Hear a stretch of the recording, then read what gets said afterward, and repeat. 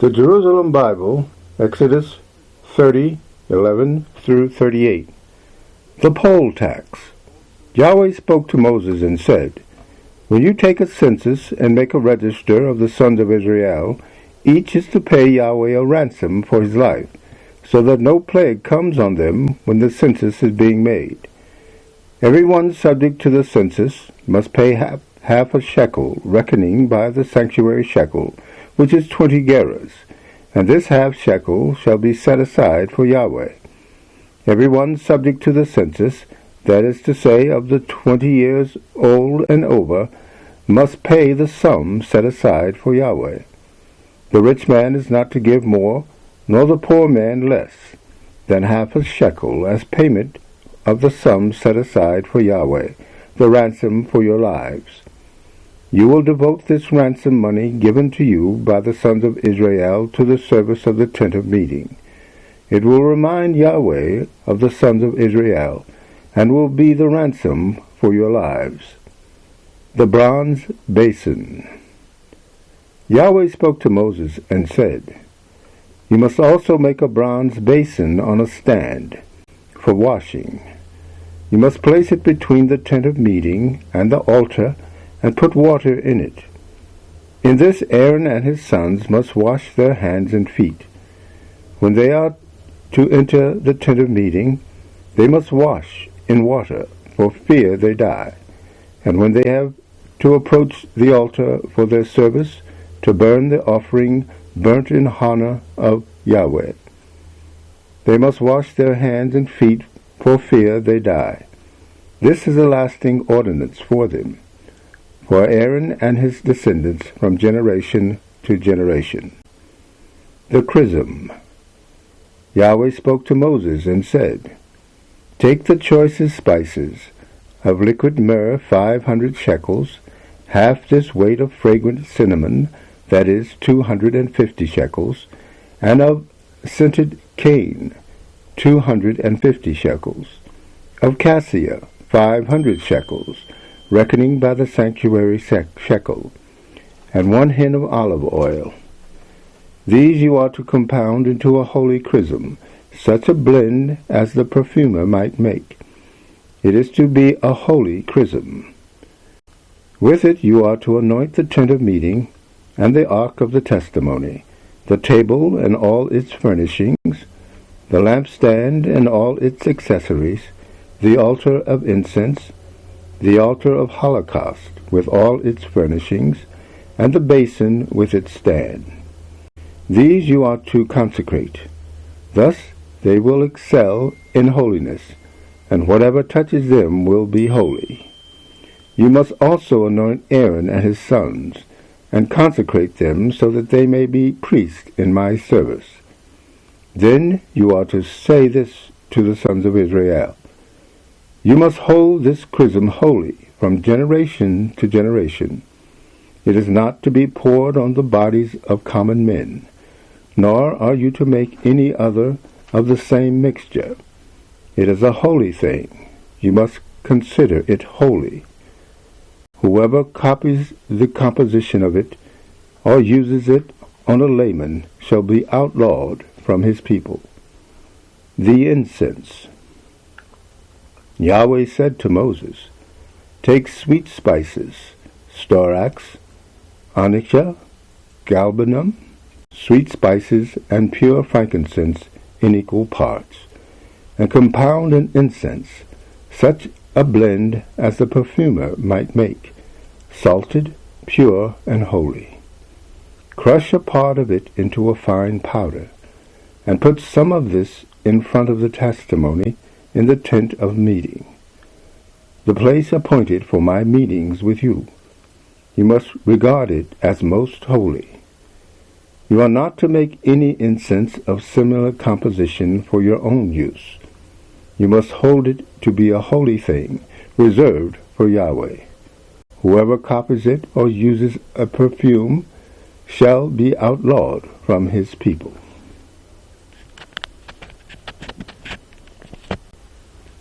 The Jerusalem Bible, Exodus chapter 31. The craftsmen for the sanctuary.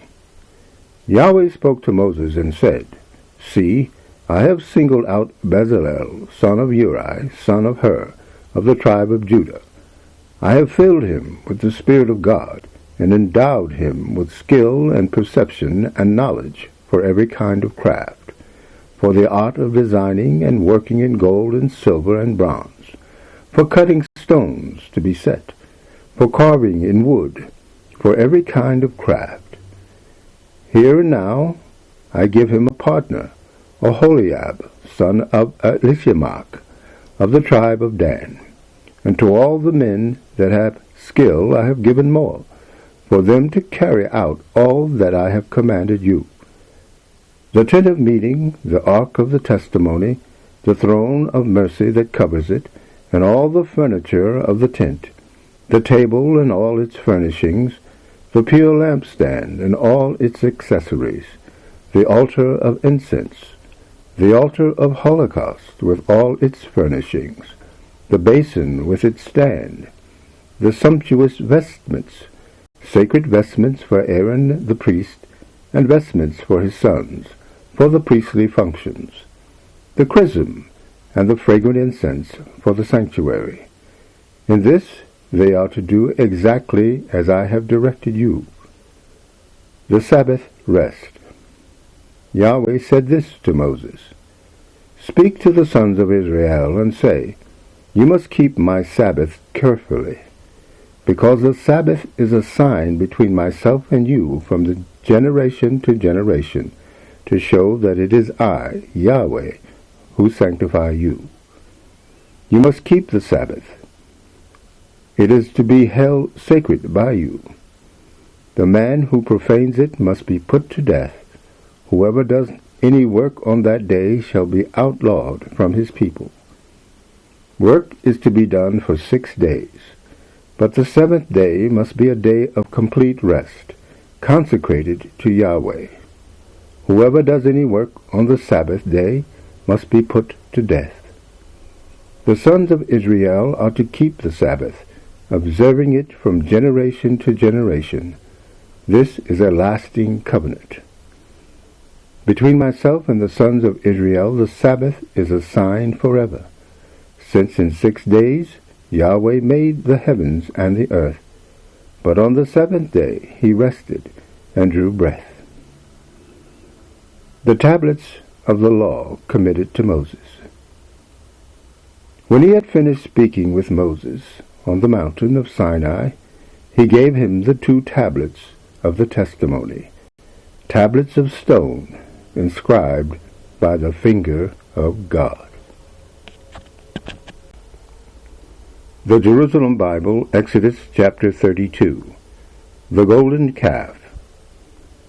When the people saw that Moses was a long time before coming down the mountain, they gathered round Aaron and said to him, Come, make us a god to go at the head of us. This Moses, the man who brought us up out from Egypt, we do not know what has become of him. Aaron answered them, Take the gold rings out of the ears of your wives and your sons and daughters, and bring them to me. So they all took the gold rings from their ears and brought them to Aaron. He took them from their hands and, in a mold, melted the metal down and cast an effigy of a calf. Here is your God, Israel, they cried, who brought you out of the land of Egypt. Observing this, Aaron built an altar before the effigy. Tomorrow, he said, will be a feast in honor of Yahweh. And so, early the next day, they offered holocaust and brought communion sacrifices. Then all the people sat down to eat and drink, and afterwards got up to amuse themselves. Moses forewarned by Yahweh. Then Yahweh spoke to Moses, Go down now, because your people whom you brought out of Egypt have apostatized. They have been quick to leave the way I marked out for them. They have made themselves a calf of molten metal, and have worshipped it and offered its sacrifice. Here is your God, Israel, they have cried, who brought you up from the land of Egypt. Yahweh said to Moses, I can see how headstrong these people are. Leave me now. My wrath shall blaze out against them and devour them. Of you, however, I will make a great nation. The prayer of Moses. But Moses pleaded with Yahweh his God. Yahweh, he said, why should your wrath blaze out against this people of yours whom you brought out of the land of Egypt with an arm outstretched and mighty hand? Why let the Egyptians say, it was in treachery that he brought them out, to do them to death in the mountains and to wipe them off the face of the earth. Leave your burning wrath, relent, and do not bring this disaster on your people.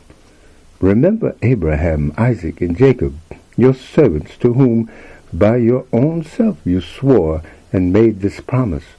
I will make your offspring as many as the stars of heaven, and all this land which I promised I will give to you and your descendants, and it shall be their heritage forever. So Yahweh relented, and did not bring on his people the disaster he had threatened.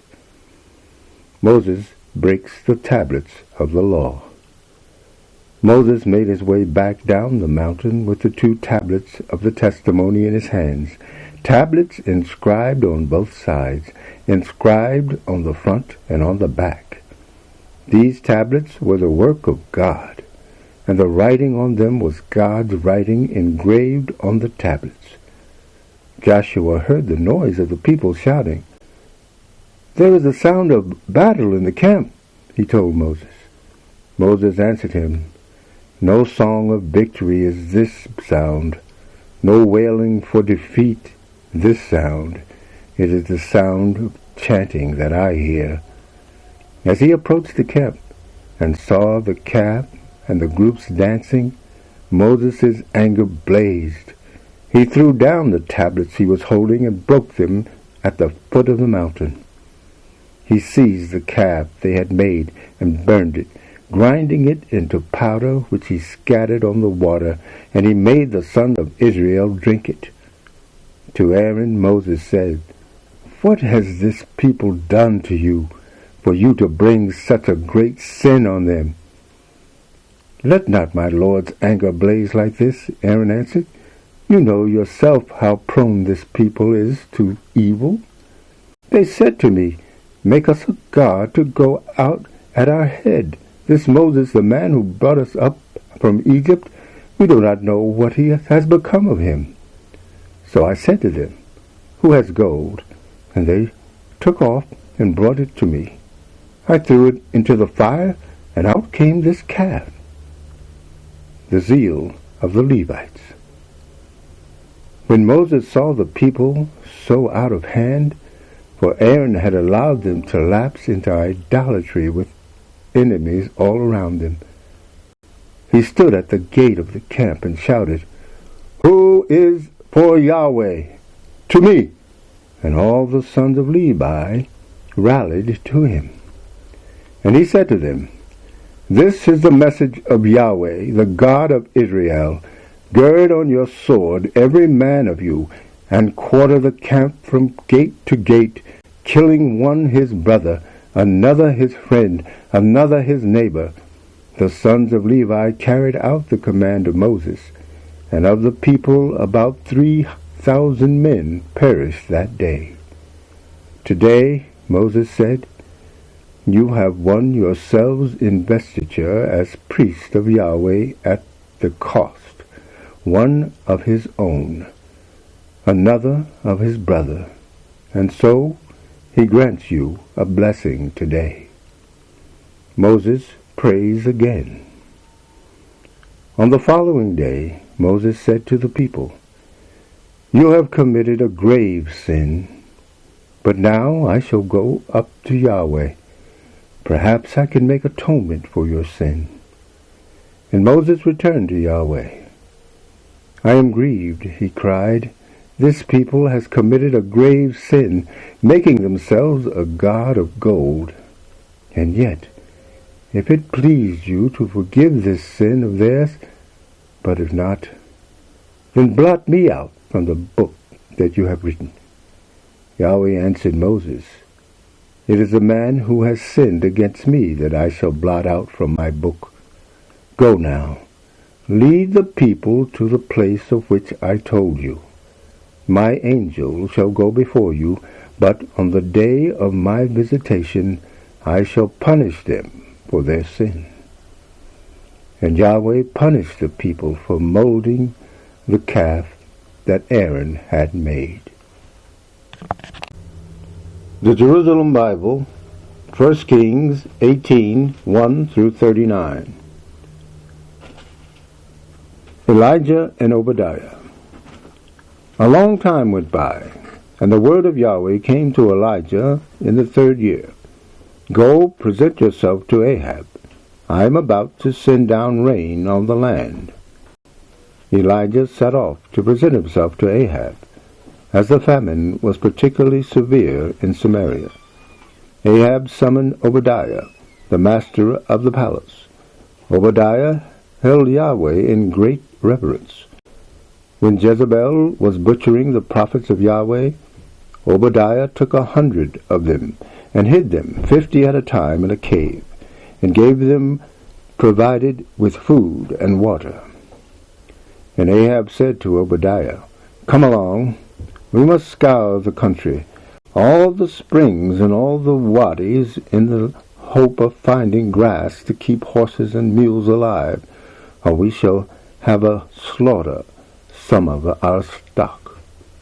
They divided the country for the purposes of their survey. Ahab went one way by himself, and Obadiah went another way by himself. While Obadiah was on his way, whom should he meet but Elijah? Recognizing him, he fell on his face and said, "So it is you, my lord Elijah." "Yes," he replied. "Go and tell your master, Elijah is here." But Obadiah said, "What sin have I committed for you to put your servant in Ahab's power and cause my death? As Yahweh your God lives, there is no nation or kingdom where my master has not sent in search of you. And when they said, 'He is not here,' he made the kingdom, all nations, swear an oath that they did not know where you were. And now you say to me, 'Go and tell your master Elijah is here'? But as soon as I leave you, the Spirit of Yahweh will carry you away, and I shall not know where you are. I shall come and tell Ahab. He will not be able to find you, and will kill me. Yet from my youth your servant has revered Yahweh. Has no one told my Lord what I did when Jezebel butchered the prophets of Yahweh? How I hid 100 of them in a cave, 50 at a time, and kept them provided with food and water? And now you say to me, 'Go and tell your master Elijah is here'? Why, he will kill me." Elijah replied, "As Yahweh Sabaoth lives, whom I serve, I shall present myself before him today." Elijah and Ahab. Obadiah went to find Ahab and tell him the news, and Ahab then went to find Elijah. When he saw Elijah, Ahab said, "So there you are, you scourge of Israel." "Not I," he replied. "I am not the scourge of Israel. You and your family are, because you have deserted Yahweh and gone after the Baals. Now give orders for all Israel to gather round me on Mount Carmel, and also the 400 prophets of Baal who eat at Jezebel's table." The sacrifice on Carmel. Ahab called all Israel together and assembled the prophets on Mount Carmel. Elijah stepped out in front of all the people. "How long," he said, "do you mean to hobble first on one leg, then on the other? If Yahweh is God, follow him. If Baal, follow him." But the people never said a word. Elijah then said to them, I I alone am left as a prophet of Yahweh, while the prophets of Baal are 450. Let 2 bulls be given us. Let them choose one for themselves, dismember it, and lay it on the wood. Let not fire set to it. I, in my turn, will prepare the other bull, but not set fire to it. You must call on the name of your God, and I shall call on the name of mine. The God who answers with fire is God indeed. The people all answered, Agreed. Elijah then said to the prophets of Baal, Choose 1 bull and begin, for there are more of you. Call on the name of your God, but light no fire. They took the bull and prepared it, and from morning to midday they called on the name of Baal. O Baal, answer us, they cried. But there was no voice, no answer.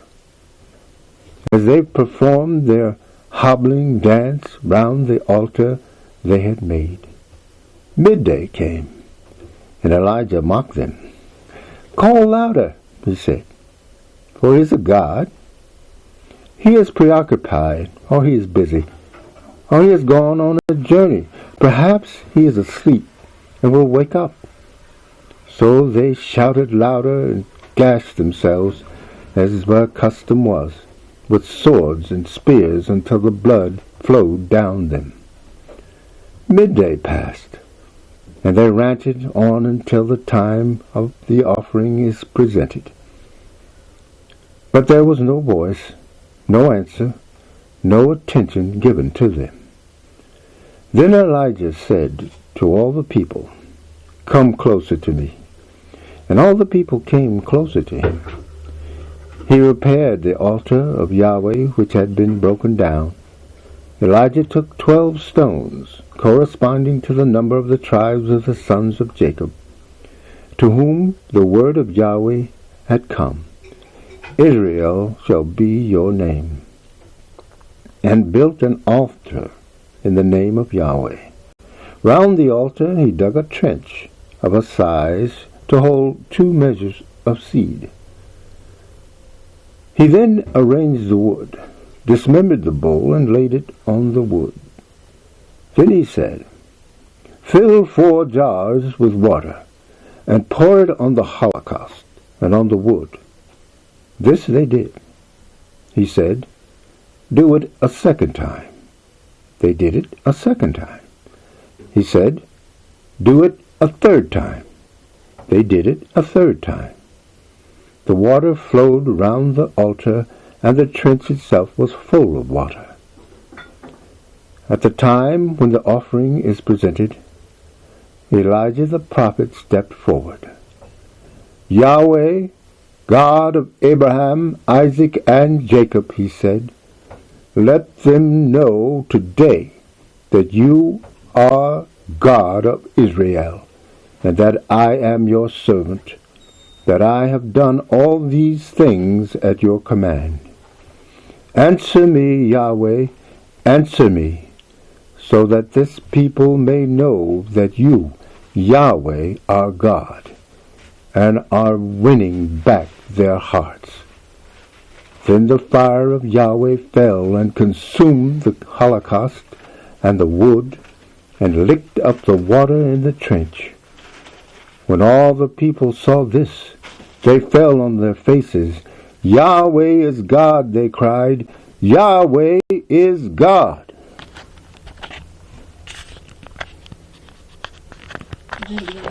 The Jerusalem Bible, 1 Corinthians 8, 4 through 13.